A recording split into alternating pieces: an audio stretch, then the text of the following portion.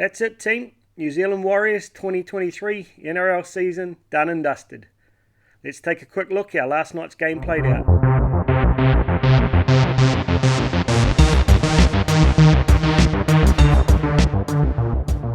Welcome back into the Warriorholic team. Damn, not what anyone was looking for last night, not what we dreamed about. But hey, you got to give all credit to the Brisbane Broncos. What an outstanding effort. Absolutely clinical. The speed, the power, the offloads, all a little bit too much for the boys. You know, I'm sure they'll reflect on that and maybe think of things they could have done better, but hey, just wasn't meant to be. But at the end of the day, when we started out in 2023, did anyone expect us to be in the top four, playing in a prelim final? We could have dreamt of it, but I don't think anyone would have genuinely believed that in their heart that would have happened. So shit, they exceeded my expectations, and I'm sure they exceeded yours. I'm not going to get into a really detailed breakdown reflection on the game for this week. As you can imagine, I don't really want to go back and watch that game, but I wanted to take a minute to, share a few thoughts with you all to kind of, quickly wrap up how the season played out. I'm going to take some time in a week or so to go through the whole team and do a breakdown and some player ratings and so forth, hopefully with a couple of the other Warriors creators there. But for today, I just want to say, a few key points.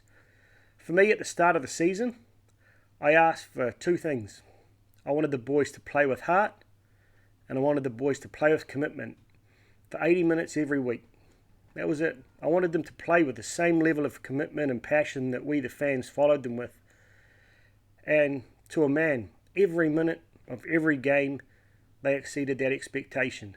People might get, grumpy or, upset about certain outcome of a certain play or errors or whatever you like. But I don't think you can accuse one Warrior this season of not playing with heart and commitment for 80 minutes. So for that, I'm amazingly proud of the boys.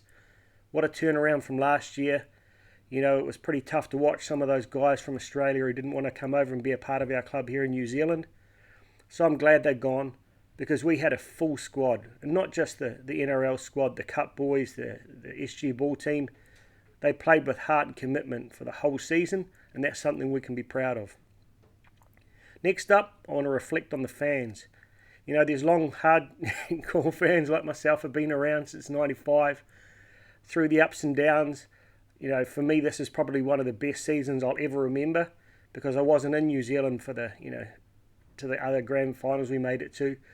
It was the first time I've been here since '95 through a whole full season, where we've gone so well, having lived overseas for half of my life. So for me to experience that firsthand, absolutely outstanding, and I'm sure it was for a lot of the other old hardcore fans there. But what was really exciting for me was to see the next generation of fans come through. The Spiral Men. What an awesome group of guys that come there positively, chanting and getting their whole spider game on every week. I thought they brought a great new edge to the crowd there. My 10-year-old daughter has never once had an interest in the footy sports in her 10 years. But for the past 3 or 4 months, her interest in the Warriors began to grow to the point, for the last 4 games of the season, she sat through 80 minutes of each of those games, 2 of them when I wasn't even here to watch them with her. To see her, the look of disappointment on her eyes this morning when she woke up, it showed to me that I think we've unlocked a Warrior, fan of the future in her, and all of her friends the same. To see the crowds grow in numbers throughout the season, to see them grow in voice to the point at that, the semi against the Knights. I've never experienced anything like that in New Zealand in my life, and it's something I've dreamed of. Fans finding their voice and singing with a passion like we see in Europe. I've always dreamed of that happening in New Zealand, and it finally did. And I just pray that the boys kick off next year well, and that voice continues, because it's just such a point of difference. No one will want to come and play in that intimidating environment, but I think plenty of Aussie fans would want to come over and experience it, because it's just something you don't see too often in the NRL or rugby and any of those sports. So for that, to be part of that crowd in Wellington, Napier, 3 games up there at Mount Smart, absolutely outstanding. So I can't wait to be a part of that again next year. We might have a few ups and downs, but again, I just hope the fans continue to turn out in numbers and support these boys, because they deserve it. To the players again, I just want to thank you all for your commitment and effort to really buy into what Webby was selling and just absolutely commit yourself to this season. We went through a few tough periods there on the road. We had a couple of tough losses, but you stuck at it and never once saw you drop out of a game, even when the opposition might have pulled away from you, like against the Panthers the other week or against the Broncos last night. You kept fighting to the end, and that's what makes me proud as a fan. What more could I ask? Enjoy the off-season, lads. Come back in November. I'm sure there's new layers to be added to this.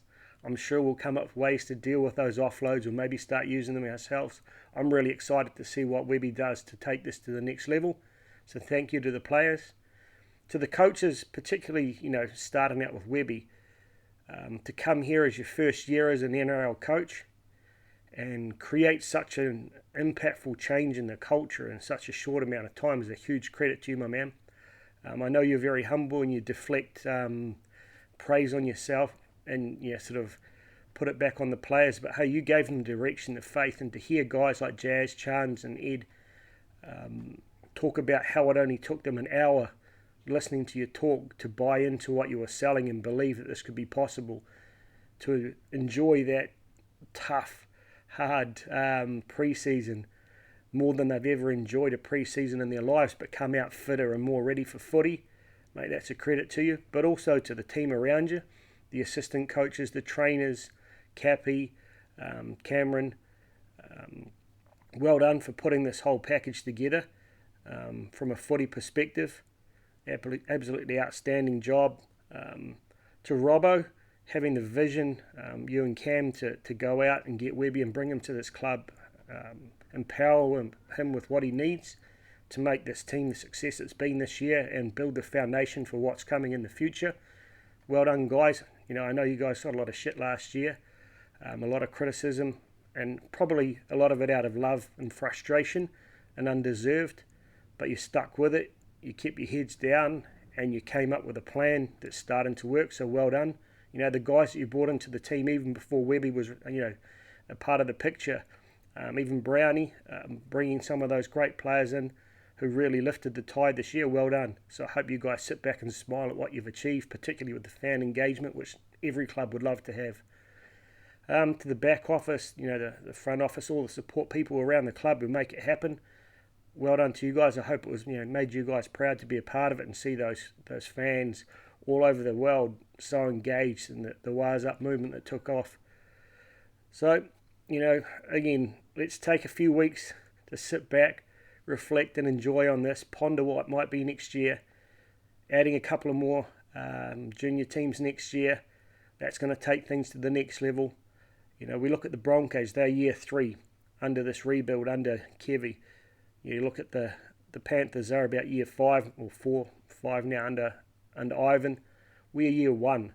It's exciting to see where we're going to go. Just all that young talent that's going to come through. There's going to be a lot of young guys who are going to have to be patient. But I pray that the Warriors is such an organisation that they want to be proud to play for, that they stick around. They don't chase the money or a start and be impatient, because magic things are about to happen here, people. So, like I said, I'm a little bit drained. It's been a long season, but I'm so glad I started this. Thank you to everyone who's been part of it, the comments, the support. I could never have imagined the numbers, like over 6,000 people on TikTok following me, almost 1,300 on YouTube now. I think it's about 18,000 hours of content people have watched of my, ramblings about the Warriors just this season on YouTube alone. Instagram there, having some great, partnerships with the other creators, the lives I've done with Wise Up and, getting on the channel there with Fanatics and Warriors Anonymous, Ash, Hold the Ball, Warriors Fans TV. Sorry if I forgot everyone, but it's just Brad Inger chatting with you. Like all of these other guys have put in the effort to create this engaging content and keep all the fans, interested and excited and hyped about the team throughout the season. A big ups to the Warriors social media team as well. I think they've done an outstanding job this year. The regular high quality content that's been inspirational for me. Like I said to you guys, I caught up with a couple of you at the game the other day.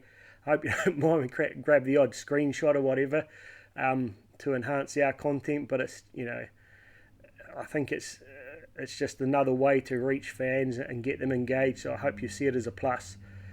So again, that's it, boys. That's it, ladies. We've done it. We've taken the first step. See you all in a couple of days or a couple of weeks whenever we finally get this review done. In the meantime, sit back, smile, and reflect on all of the amazing moments we had. We are the Warriors team. Up the wires. Up the mighty one New Zealand Warriors. Thick and thin. All in, always.